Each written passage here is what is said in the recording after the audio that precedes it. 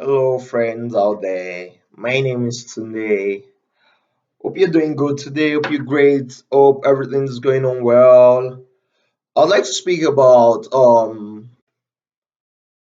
schooling in the UK, be it your undergraduate, your postgraduate study, finding it difficult or having challenges coming down here to school, having spent a lot of money on agencies.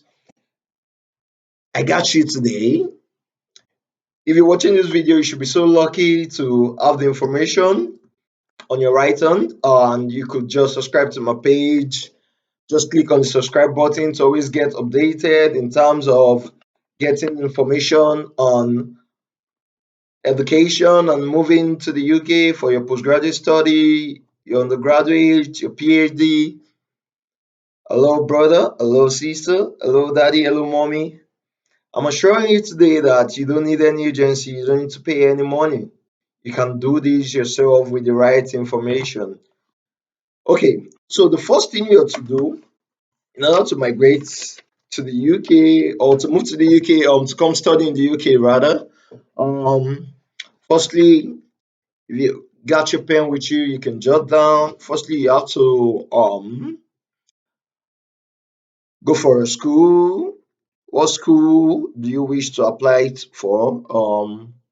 That's the first thing, a school. So we have University of Bradford, University of Liverpool, we have Coventry, we have Birmingham, we have Hull, we have Oxford, Cambridge. Like the UK has one of the best education, like we know. So we have so many schools here. So it's one of the best for higher education in the world. So that's the first thing you have to do actually.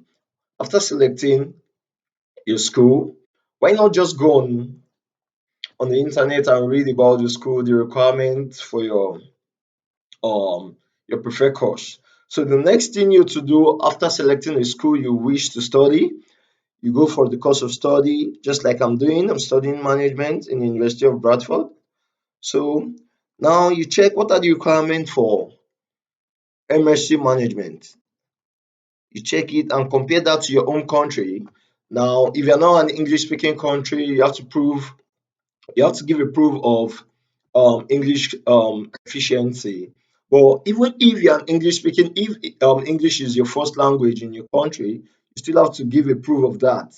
If you're coming from outside the EU, so let's assume you're coming from Nigeria, Ghana, Zimbabwe, Mali, Malawi, all other African countries. So like in West Africa, we make use of WAEC, which simply means West Africa Examination Council. So if you have your WAEC, the list you have to have in your WAEC is a C6 in English. A C6 in English,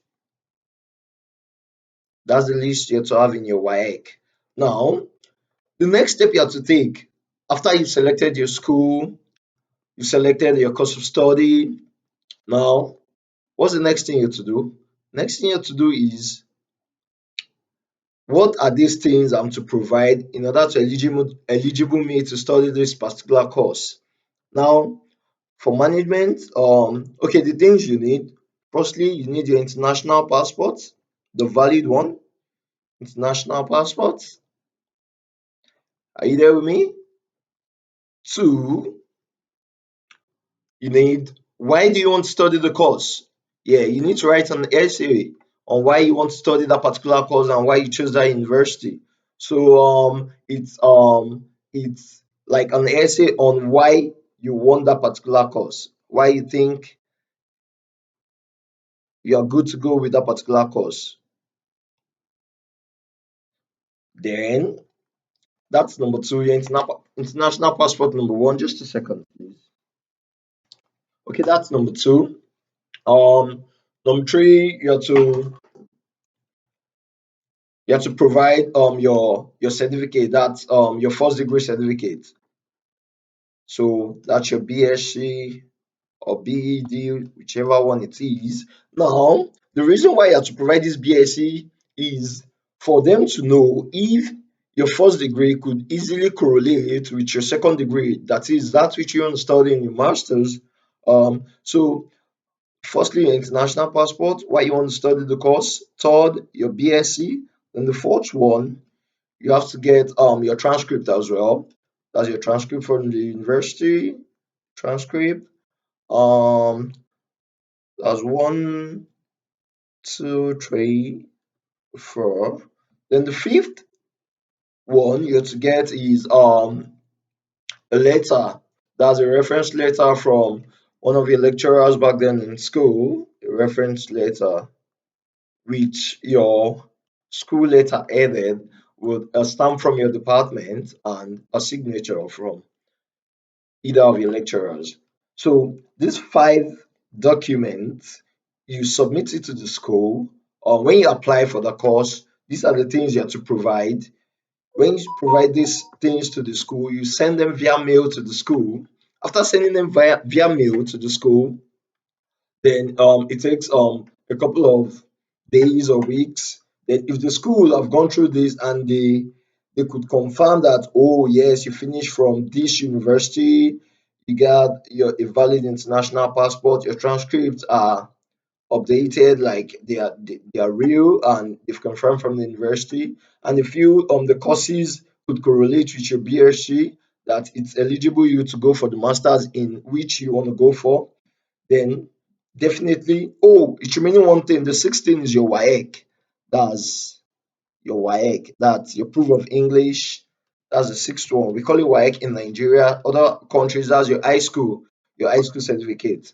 That's right. That's the sixth one. So these are the documents you have to submit to the school, whichever school in the UK. Not all school in the UK will tell you to do IELTS. Like an average school in the UK, 80% will just require for these documents I stated yeah. So these are the documents you have to submit. You can send them via mail to any school of your choice. You get the email on the website, you send it via mail and you submit it to the school, they get back to you. If you're eligible, my brother, your admission awaits you. You get your admission via mail, a formal letter. The next thing you to do after your admission letter, what next? So when you subscribe to my page, we'll be speaking on that in the next video. Thank you.